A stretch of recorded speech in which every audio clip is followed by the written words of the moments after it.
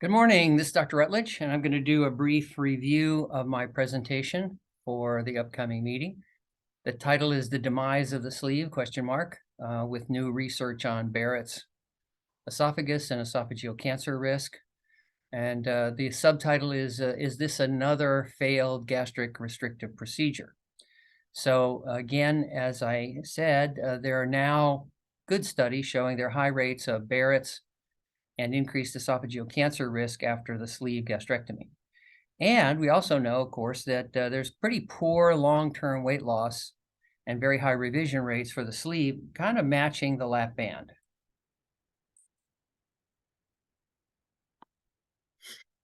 Sleeve does cause some weight loss. We know that, so we don't want to say that it's worthless. What we'd like to say is the sleeve does cause weight loss initially, but it tends to deteriorate after time.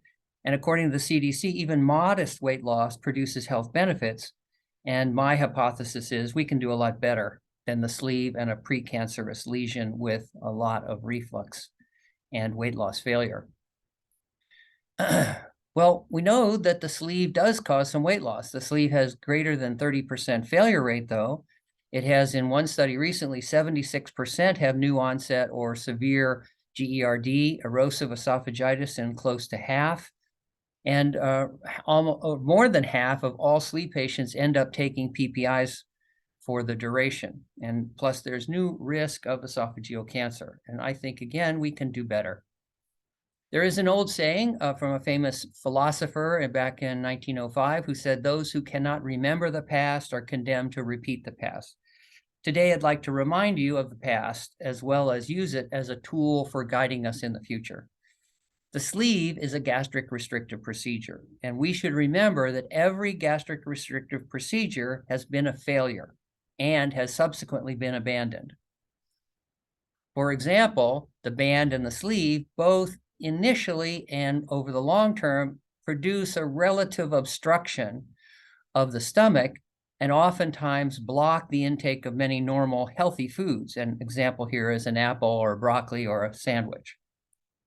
On the other hand, the pathologic choices are stimulated because there's little obstruction to things like potato chips, candy, ice cream, and sugary drinks.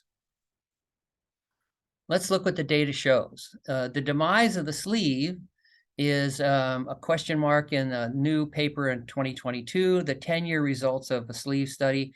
They concluded that the sleeve gastrectomy had very high long-term failure rates equal to or worse than the lap band, with need for reoperations significant over the study period of less than 10 years. We assume it will go higher as the time frame of study increases. Furthermore, they said patients should be well informed of the high probability that they will require a second operation and that they are facing a new onset of gastroesophageal reflux, somewhere between a quarter and a half of everyone who has a sleeve. Maybe the debate is over. Bariatric surgery is on the rise, and there is a rise in esophageal cancer.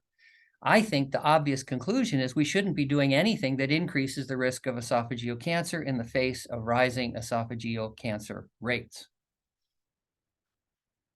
Here's a study from 2021, the GERD and Barrett's post-bariatric surgery. This is a multi-center prospective trial. And in plain language, they showed that the sleeve gastrectomy patients had the highest prevalence of reflux. They had biliary and esophageal reflux. They had erosive esophagitis and the highest rates of precancerous Barrett's. Is this not the end of our debate? Here's a conclusion from that paper. All bariatric surgery leads to some gastroesophageal reflux complications, but most worrisome is the sleeve gastrectomy, which results in very high rates of precancerous Barrett's esophagus. Well, what do we know about the sleeve? Well, we know it's a gastric restrictive procedure. In every case, every gastric restrictive procedure that's ever been developed has been initially hailed and used as a good solution and subsequently abandoned. For those who don't remember this history, I'm old and I participated in this history. Gastric restrictive procedures that have failed include the old horizontal gastroplasty, the vertical banded gastroplasty, which I did hundreds of, the gastric band, which failed, and recently the adjustable gastric band, which also failed. The sleeve has modest weight loss and a failure rate of 1 out of every 3 patients initially, and it caused high rates of GE reflux, and new data shows that it also causes precancerous Barrett's. Again, to emphasize the same topic one more time, every single gastric restrictive procedure has been initially theorized as a good idea, become widely popular, and because presumably they're easy, and then abandoned. All of them, every one. Here's an example. How many of you perform vertical banded gastroplasties? Are you proud of it, and do you announce it on your website? On the right-hand side of this slide, you can see that VBG citations in PubMed have peaked and plummeted down, and now when I looked at the more recent citations, they are about failed vertical banded gastroplasties, complications, and bad outcomes, and we'll look at those here. Here's another example of the lap band, which should be in most of your minds, and I hope and expect most of you are not doing this anymore, because in many cases, it's a complicated and failed procedure, even though it does, like the sleeve, cause initially a small amount of weight loss, followed by weight regain and other complications. So I expect this should be very well fixed in your memory. Here's another recent study, which I think makes the case again. There's a very strong relationship between weight reduction, which decreases reflux. But in the sleeve's case, the sleeve damages the stomach and the esophagus and actually worsens GERD. In this particular study, 1 year post-sleeve, 2/3 of all patients had esophageal erosions. Well, why are people attracted to the sleeve? Well, my hypothesis is it's simple and easy. It's not technically demanding. It's easily done by average surgeons with a low amount of skill. And also, I hope it's not the case, but maybe they are happy to charge for 2 operations. Here's a history lesson from those of you who are youngsters. This is from almost 40 years ago. My chief resident at the University of Florida produced a paper on the horizontal gastroplasty, and in 1984, he concluded the horizontal gastroplasty is a safe and effective alternative to gastric bypass. The lap band is a safe and effective alternative to gastric bypass. The sleeve gastrectomy is all wrong. Wrong before, wrong in the past, and wrong now.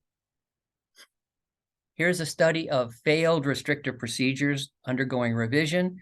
The revisions were reoperated on because of intolerable side effects or failed weight loss. This should sound familiar now. Basically, they looked at these procedures. These should look familiar to you. These are the gastric restrictive procedures: horizontal gastroplasty, vertical banded gastroplasty, gastric banding, and adjustable gastric band. The vertical banded gastroplasty, you may not know, I know it well. It was once a common operation, now abandoned. Here is a quote from 1991, maybe before some of you were born. The operation I prefer is the vertical banded gastroplasty. The vertical banded gastroplasty, quote, is easy. And the sleeve, you may say, is easy or easier. But that is not the reason we should choose an operation. Here is another study of failed vertical banded gastroplasties undergoing repeat operation because of a variety of complications. In this study, they said, quote, vertical banded gastroplasty introduced by Mason in 1982 is now discarded because of major long-term complications and technical difficulties during revision surgery. Let us remember this when we think of the sleeve. Again, 2015 long-term results, abandoned due to high failure rate and high incidence of long-term complications. Over and over again, gastric restriction procedures have been adopted, found wanting, and discontinued. Another study, International Journal of Surgery 2022, over 50% of VBG procedure experiences failure or complications in the mid and long term.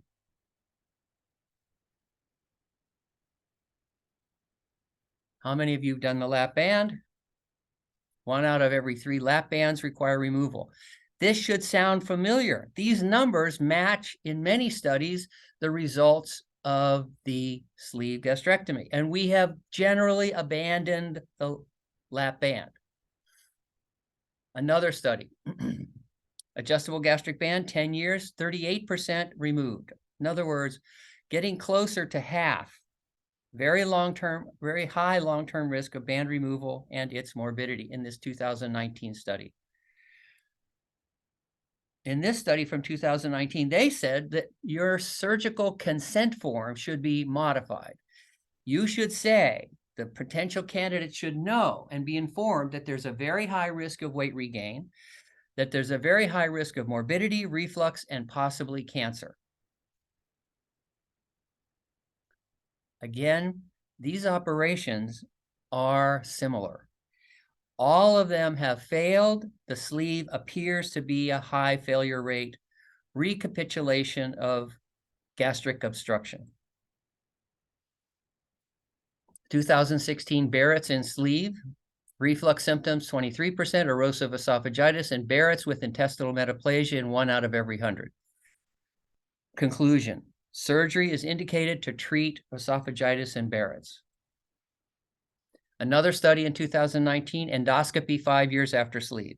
The sleeve harms people with increased GERD in 76%, 3/4, erosive esophagitis in almost half, and in half are taking PPIs long-term.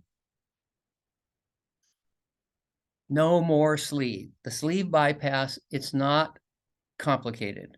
Reflux disease trial, sleeve gastrectomy versus gastric bypass. GERD much more frequent in sleeve patients, 3/4 versus 1/4. And new onset in GERD in 68% of non-reflux patients in the sleeve. Again, the sleeve does cause some weight loss benefits, but the sleeve, according to the CDC, even minor, small amounts of weight loss improves health benefits, but we can do better. What do we know about the sleeve? The sleeve does cause some weight loss initially, but the sleeve has greater than 30% failure rate, GERD in 3/4, erosive esophagitis and PPIs in almost half, and a risk, now we know, increased risk of esophageal cancer. We can do better. So in summary, thank you for the presentation, the opportunity to present. The sleeve is a gastric restrictive procedure. All gastric restrictive procedures have had transient success followed by failure and abandonment.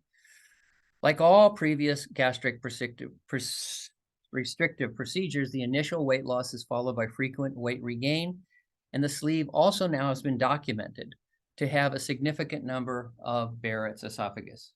Thank you all very much.